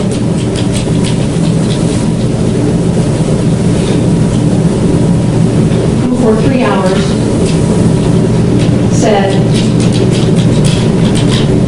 I'm afraid of you, I think you're going to kill me, I think you're going to murder me, we're going to be on the news tonight, I don't trust you. And even though he was a person who suffered from delusions, on this day, March 16th, he was right. And this shooting was wrong. And at the end of this case, as difficult as it is, I'm going to ask you to convict these officers for second-degree murder, voluntary manslaughter. Thank you, Ms. McGinn. You may proceed. Detective Stone, good morning. Good morning. You were the Albuquerque Police Department homicide detective that was assigned to investigate the shooting of James Boyd on March 16th, 2014. Is that correct? That is correct. And APD investigated because did the shooting occur within the city limits? Yes, it did. So even though in the foothills within Albuquerque? It was the, I'll rephrase, Judge. Was it within the city of Albuquerque? yes, it was in the Albuquerque open space area. Okay. We're going to talk about your investigation in a minute. Can you tell the jury something about your history with APD? Yes, I joined the police department back in July of 2007. I successfully completed the Albuquerque Police Academy in December of 2007, where I was assigned to field services as a patrolman. What I mean by field services are uniformed police officers that you see on the streets driving around in the marked patrol units with the lights and the insignia on the side of the car. While I was in field services, I also held the position of a bicycle patrol officer. You may often see those officers in a different type of uniform, sometimes shorts, riding around on bicycles in different parts of the city. In approximately October of 2010, I tested and joined the Foothills Impact Team. The Foothills Impact Team is a generalistic detectives. They investigate all felony cases that don't have a specialized unit like armed robbery, burglary, homicide, sex crimes, things of that nature. They will typically investigate cases that involve domestic violence, kidnapping, false imprisonment, felony thefts, auto burglaries, certain white-collar crimes, things of that nature. I spent my time, and what I mean by Foothills is the area command of the Foothills within the city limits. In around November of 2012, I tested for and I went to the homicide unit where I was in the capacity of a homicide investigator. I spent my time there for about 2 years, where in about September of 2014, I left where I'm currently assigned to violent crimes, where I do investigative support. Okay. You came into the academy and went to the academy in 2007, is that right? July 2007. Did you know Defendant Sandy, who came to the academy about the same time? Yes, he was not in my class. I had no prior law enforcement experience prior to that, and I believe Officer Sandy, who had come from state police, was going through the lateral class, but we were not connected with that class. Okay. Did you ever work with him prior to this investigation? A couple times. I was never actually assigned to any unit with him, but the units that he had been assigned to, there were occasions where I would need assistance from that unit, and he would be one of the detectives that would assist in the investigation. Okay. Can you tell the jury what you did before you came to the Albuquerque Police Department? Prior to being a law enforcement officer, I was a staff sergeant in the United States Army Infantry. And were you deployed overseas as well? Yes. I was part of the actual invasion of Iraq during the outbreak of the war. I did a parachute jump into Iraq in March 2003. Went through there for about a year. After that deployment, I spent a year in Afghanistan for about approximately another year. Okay. You were in the military approximately the same time. Well, you have a similar background to Defendant Pettis in this case, is that right? I do know that he served in the United States Marines. Okay. Did you know Defendant Dom Pettis before you were asked to do this investigation? Yes, early on in my career when I got out of the police academy, I was assigned to graveyard patrol in Foothills. He was also in the same area command. We were not in the same squad, but we spent that year up there, and what we call a bid usually takes place for a year before you can change up and go to a different shift or a different area command. So did you know him and work with him? Yes. All right. Now, APD had the option after this shooting to get another police agency outside of APD to investigate these APD officers, did they not? Objection relevant. Forward. Goes to bias, Your Honor. Agree, Your Honor. Can we approach that? Detective Stone, the Albuquerque Police Department asked you to conduct this investigation even though you knew both of the defendants, didn't they? Yes, assigned to being the on-call homicide investigator, and at the time, per the SOP, we were responsible for investigating it. Did that present some challenges for you in investigating fellow officers that you knew in APD? No objection, relevance. 4143 again. As far as the job that needed to be done, what I had to do, and the thoroughness of my investigation, no, at the time it did not seem like a problem. Okay. Did you encounter some problems, particularly with APD policies on returning evidence, for example? There were several hurdles in this investigation that I had to overcome, and evidence being one of them, yes. Okay. Can you talk about the APD policy on whether they returned weapons used in a homicide to police officers at the time? The current policy at that time was once the examination of the firearms used in this particular case, and what I mean the examination is when the firearms examiner does his ballistic testing of the firearm and collects all the evidence he believes he needs to complete his investigation. The firearms were then returned to the officers. Okay. And is that the same way you would conduct a homicide investigation if it was a person rather than an officer? Yeah, objection, relevance, 103. Same. Are you still in homicide? No. Why not? Objection, Your Honor, relevance. As far as the why not? Yes. If you think that you can establish some relevance, you may approach to discuss it. All right. I'll move on to a different set of questions. You have had training on what is important evidence to collect in a homicide case, have you not? Yes. And in an investigation, should a homicide by a police officer be treated any differently than a homicide by a civilian, as far as collection of evidence is concerned?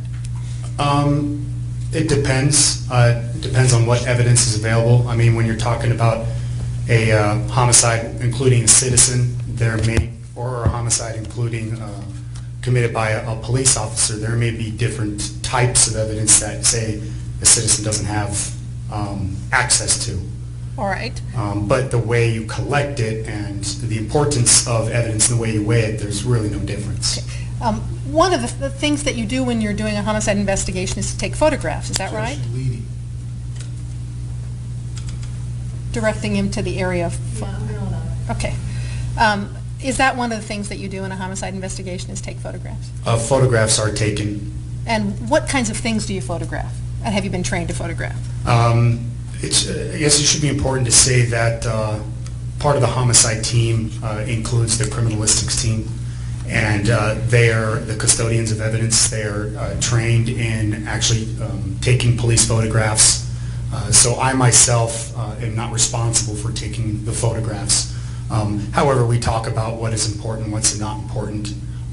So anything that we deem necessary to collect, say a firearm or a projectile or a casing that may be on the ground or blood that may be swabbed, prior to actually touching it or doing any kind of manipulating with it, you want to make sure that you have photographs of the item in place as investigators or police officers found it. Okay. Do you want to photograph the people who were involved in the encounter? Yes. Why is that? Again, you want to try and capture best way to describe it is a moment in time, how that individual appeared, what they were wearing, how their clothes fit, hairstyle, facial hair, if there was any kind of evidence on them. You want to capture that because obviously we can't preserve that person for periods of time to bring them into court to show you how they looked. So a photograph is the best way for us to represent in court what that person looked like on the day of the incident, when officers came in contact with he or she, what they were wearing, and what maybe if they have injuries heal. So we want to try and take photographs of any injuries on people at the time that it occurred, so that way we can present it here. Okay. Do you try to take photographs of everybody who was involved in the incident? Typically, yes. The way I like to run it is anyone who has real intimate involvement in the particular incident. May not necessarily be just the suspect or suspects or victim or victims. It may be a witness or multiple witnesses who were intimately close to the incident or something of that nature. How soon do you want those photographs taken? As soon as we can. Okay, why is that? Again, to try and get the best and accurate representation of what that person looked like during the incident, the best that we can. Okay, and if the person has weapons on them or armaments on them, do you want to capture that in a photograph? Yes. Why? Again, if the person, whether it be a police officer or a citizen, is armed with any type of weapon, whether it be a firearm or a rifle, a rifle or a pistol or a knife or something like that, we want to make sure that when we're photographing them, we photograph them with the weapon. Okay, and how did you ask them to have the officers that were at the scene photographed in this particular case? Anything that they had on them during the actual incident itself, when the shooting occurred, to have them be in that clothing, and that to include their vests with all of their equipment, whatever the equipment they had on at the time. If they had a helmet on, or if they didn't have a helmet on, if they had a ball cap, whatever weapon systems they took with them.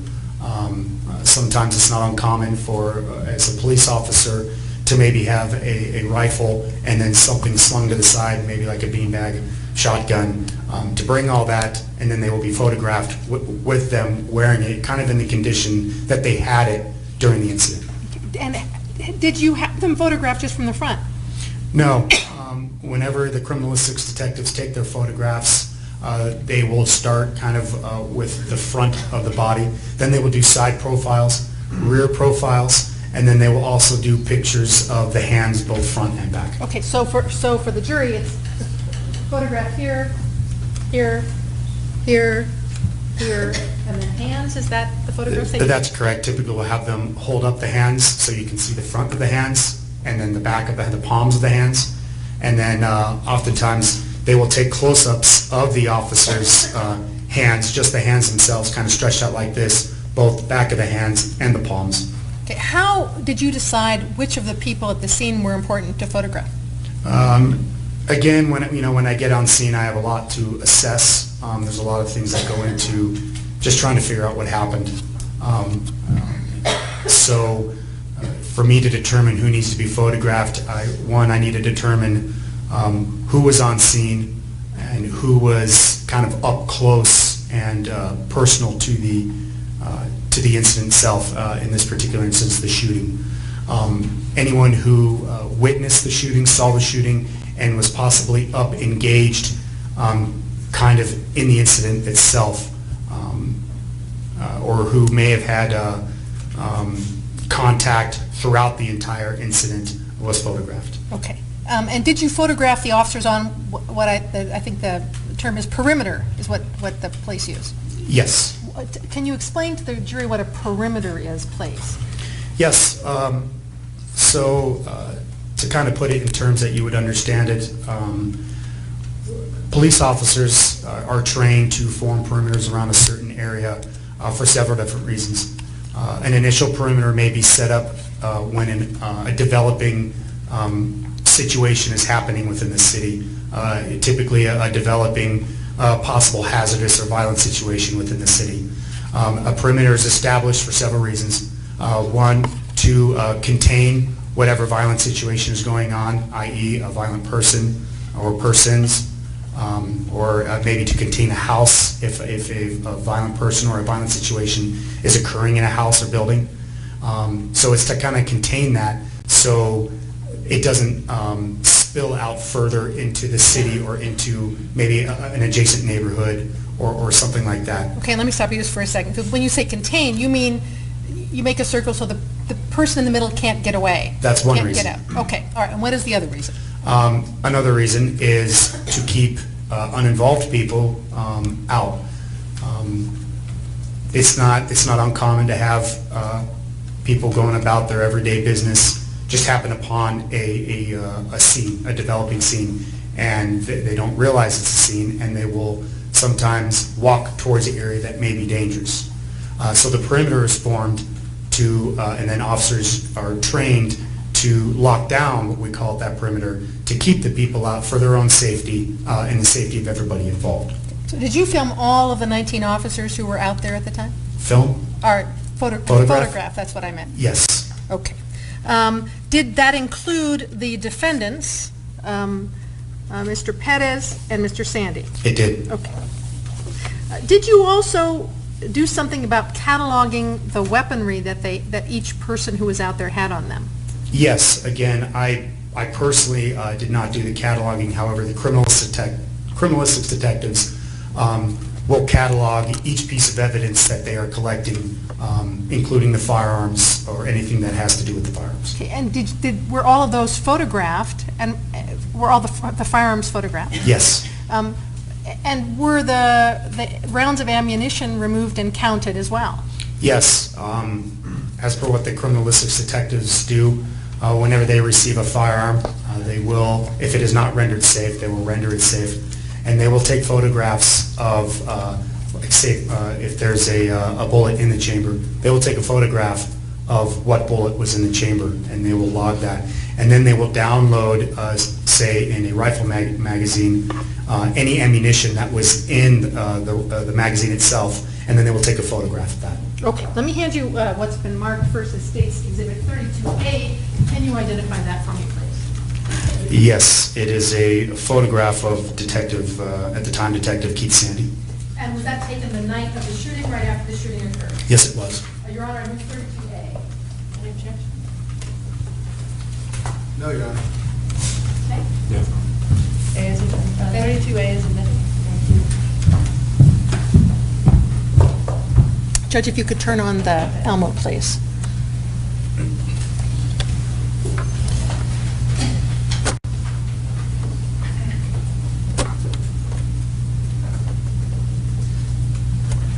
Okay, I'm trying to get this all the way on the screen here. I'm trying to, will it go out? Up. Okay, that is not it. I think that's maybe as far as it will go there. As far as it will go down, I think. Okay. Is this how Keith Sandy was dressed when he showed up at the scene out there in the foothills? Yes. Okay, can you go walk through, and actually, Detective Stone, on that computer screen that you have, you can actually touch things and it will mark where you're touching so the jury can see like a little X. Can you go through head to toe and tell me what it is that we're seeing as far as all the devices on Mr. Sandy? Okay, sure. So what you're seeing is Detective Sandy at that time was dressed in a ball cap, and he had on a long sleeve shirt and blue jeans. The type of vest that you're seeing on him, which is this thing right here, it's a type of tactical police vest that includes, inside of it you can put bulletproof plates.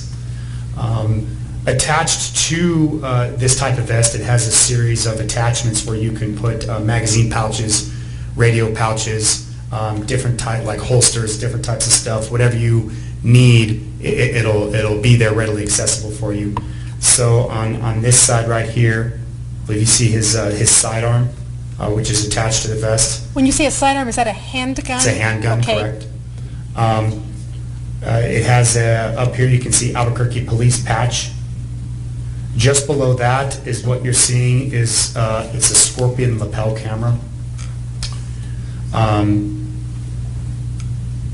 This device right here, although it doesn't look like he's wearing it on his head, is part of it hooks up to a police radio, and you can hook up a head device with a microphone, so that way you don't have to keep keying up your hand mic and talking through the actual radio itself. You can put the radio away and just talk through that. So that's the device that you're seeing there. Right here, what you're seeing it's a magazine pouch, this part, and protruding from the magazine pouches are actual magazines for the handgun. Okay, and a magazine is something that contains extra bullets? That's correct. So for anyone who doesn't understand how a firearm works as it relates to a semi-automatic, in order to get bullets into the mechanism itself and the gun itself, you have to insert what's called a magazine, and it has bullets stacked in series, and every time you fire, it will eject the casing and pick up a new bullet. Okay, let me stop and hand you 32B and 32C1, and can you tell me if those, if that, Your Honor, well, identify what that is, please. Objecting approach. Detective Stone, can you tell the jury what 32B is first? It's a 1911 style handgun with a picture of a bullet, the bullet that I presume came out of the chamber, and a magazine that came out of the magazine well with the bullet still loaded into the magazine. And whose firearm was that? Keith Sandy's. How do you know that? Based on when the criminalistics detectives collected it and they put it in the report. And you were directing all of this, overseeing the entire investigation, is that right? That's correct. Myself and the criminalistics team, although I may not be present for everything, we periodically will come together, confer notes, and do what we call a debrief together. So we all, I know what evidence they've collected, what they're seeing, and as far as to what I'm seeing and hearing in my investigation. Okay, and no doubt in your mind that that was Defendant Sandy's gun? Correct. All right, and how about Exhibit 32C? What is that? 32C or 32C1? C1, Judge. Excuse me. 32C1 is a picture of 3 extra 1911 magazines that are silver in color with the bullets taken out of the magazines and lined up in a row next to the prospective magazine that they were taken out of. Okay, and when you were on this picture that you have for the jury up here circling the magazines, can you show on Defendant Sandy where those magazines were? Right here. Okay. Your Honor, I would move 32B and 32C1 into evidence. Can I brief you before the other witness on that, Your Honor? I'm going to object to lack of foundation at this point, but I'd like to be able to ask him just a couple of questions. A few questions. Thank you, Your Honor. Good morning, Detective. Morning. Detective, you didn't actually take those pictures, did you? I did not. And you were not there when the criminalistic specifically took the picture of that gun watching him do that, is that right? I was not. And you weren't there when he specifically took the picture of those bullets either, were you? No, I was not. Okay, the only reason you say that you think that's Keith Sandy's gun is because the criminalistic told you that that's the picture he took of Keith Sandy's gun, right? That's correct. You have no independent personal knowledge that, in fact, that was Keith Sandy's gun that he was wearing, do you? That's correct. The same with the bullets, right? That's correct. So basically, you're just completely relying on somebody who gave you those pictures and marked them and said, these are Keith Sandy's, right? Relying on the criminalistics detective, that's correct. But you don't have any knowledge of whether or not that's accurate or not, other than just relying on him, right? I wasn't there to collect it, so. Correct. That's all the questions I have, Your Honor. My objection remains a lack of foundation. All right, move them into evidence. Okay, let's go back to our photograph that we have on the screen here. Can you go through and tell me what else we're seeing on Defendant Sandy there? I believe I left off with the magazines that I had just X'd off. Yep. There is some other equipment on the sides here that I'm not too sure of what they are. I do know that at one point Detective Sandy had a what we call a flash noise diversionary device, also referred to as a flashbang. And I believe that there was a pouch on his tactical vest. I don't know where that is. So going to the photograph now, you see the rifle here that's slung down. That is the rifle that Detective Sandy had on him at the time. What you're seeing right here is a type of magnified optic attached to the rifle that he would look through, or one would look through to sight in the scope. Okay, when you say magnified optic, is that the scope itself? Yes, it's a scope. Okay.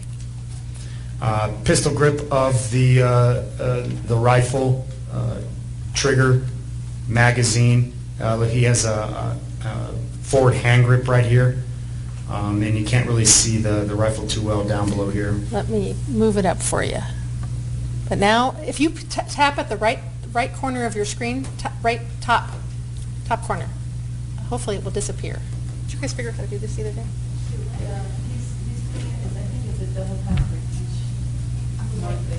Okay. It's not working. Let's see.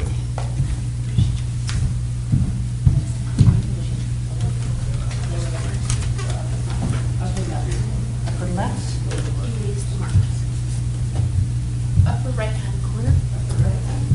Well, it's not working today, I don't think, Judge. Is there a way Your Honor can make it disappear from up there? Sherry, did you observe yesterday? Okay. We got it going yesterday. The one corner changes the color. And Right. The other corner, the left changes the color. Okay. Whatever you're doing now changes the color. All right. Try both. Neither one is working. What I suggest, Judge, You just take a shot bottom left. Lower left. all right. Excellent. Thank you, Detective Stone. Okay. So we were talking about the rifle. Can you talk about the other things that are on that rifle there? Yes. Right here is where you're going to see the tip of the barrel. Has a flash suppressor on it. What is a flash suppressor? When you fire these rifles, when the bullet comes out of the barrel, it's not always noticeable to the person shooting the rifle, but to other people you'll see a kind of a bright flash. It's more noticeable as the light goes down, and it'll also be very loud and kind of what kicks up the rifle. So they put flash suppressors on there for a couple reasons to help reduce noise, reduce the flash, and it can also at times help with recoil of the rifle, depending on whichever one they want to put on there. Okay, anything else on that rifle that the jury needs to know about? It's hard for me to see. Your Honor, I'm going to object to the form of the question. Okay. Anything else that's important for this case, Detective, about the rifle? Same objection, Your Honor. Anything else that's important to the case? Is there any, I was going to sustain that, but I still think there's a question. okay. What else can you tell us about the rifle, Detective? If I could real quick just see the photo. It's kind of hard to see on the screen here. Okay. Oh, see the photograph itself. Okay.